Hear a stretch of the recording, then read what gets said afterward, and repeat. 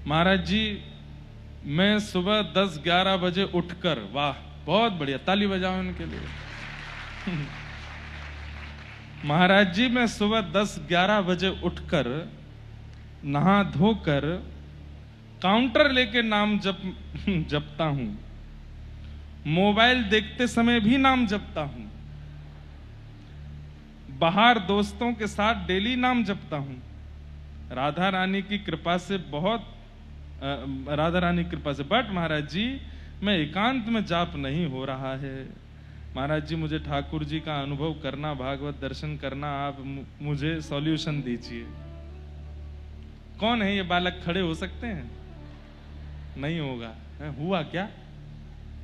नहीं हुआ क्या? कोई बात नहीं, शर्माओ नहीं। 10-11 बजे उठते हैं। पहले तो आपने यहीं श्री जी इससे प्रसन्न हो गई हैं कि आप 10-11 बजे उठते हो, उसके बाद काउंटर लेते हो। ओहो, काउंटर कहता होगा अहो भाग्य, मुझे धारण किया जा रहा है 12 बजे। लाला देखो हमारी स्थिति तो बहुत ज्यादा विचित्र है। अब 3 बजे तक तो हम रात में स्टूडियो में ही बैठे थे, यहां रिकॉर्डिंग कर रहे थे। इतनी बुरी हालत में हो जाते हैं तो भी कोशिश करते हैं कि जल्दी जल्दी अपना नियम रखें। अभी दत्त धाम में गुरुजी साक्षी हैं, 2.5 घंटे 2 घंटे से ज्यादा मैं सोया नहीं हूं एक भी दिन।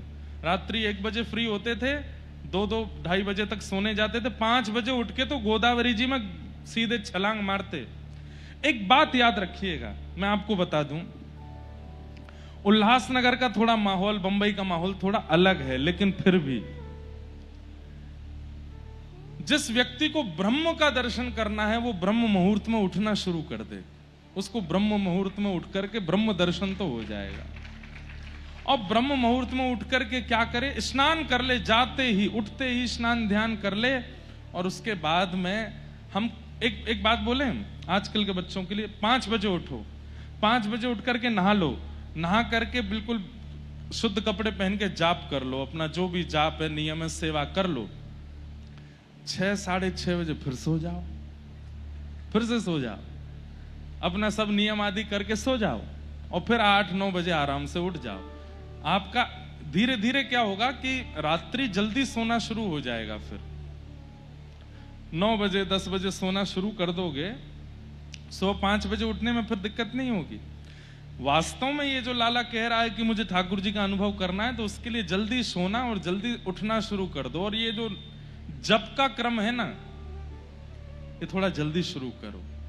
सुबह सुबह उठ करके ध्यान लगाना प्रारंभ करोगे। अब क्या होता है कि जैसे बहुत एक आधुनिक तरीके से समझना, बहुत बड़ा मेला लगा, साथ में 1-2 लाख लोग आ गए, तो क्या होता है कि मोबाइल में सिग्नल आने बंद हो जाते हैं। क्यों? उस सिग्नल जो है वो क्लैश हो जाते हैं आपस में, और वहां इंटरनेट भी नहीं चलता, फोन भी नहीं हो पाता। क्यों? एक साथ 1-2 लाख लोग पहुंच गए एक जगह पर। ठीक वैसे ही क्या होता है, 6-7 बजे के बाद दुनिया उठनी शुरू हो जाती है, पूरा भारत उठ जाता है। और उसके बाद में जैसे ही भारत उठता है, उसके बाद आप नाम जप करने बैठते हो तो सिग्नल नहीं पहुंचता ठाकुर जी तक, वो कहीं ना कहीं क्लैश होता रहता है, और फिर वो उससे पूर्ण रूपेण संबंध संपर्क नहीं बन पाता।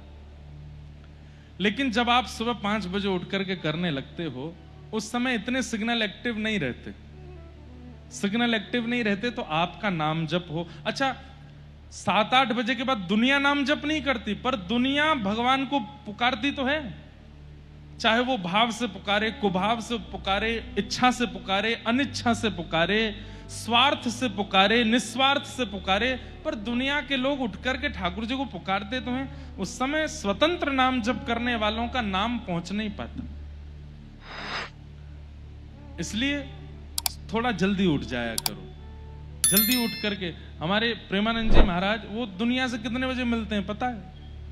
पहले तो बहुत जल्दी मिलते थे, 3 बजे 2:30 बजे रात में निकलते थे अपने भवन से और अपने आश्रम के लिए, और 2:30 से 3 बजे तक दर्शन देते थे। उसके बाद 4:30 बजे से लोगों से मिलते थे, 7 बजे तो आश्रम बंद, सेवा पूजा करके महाराज जी चले जाते थे एकांत में।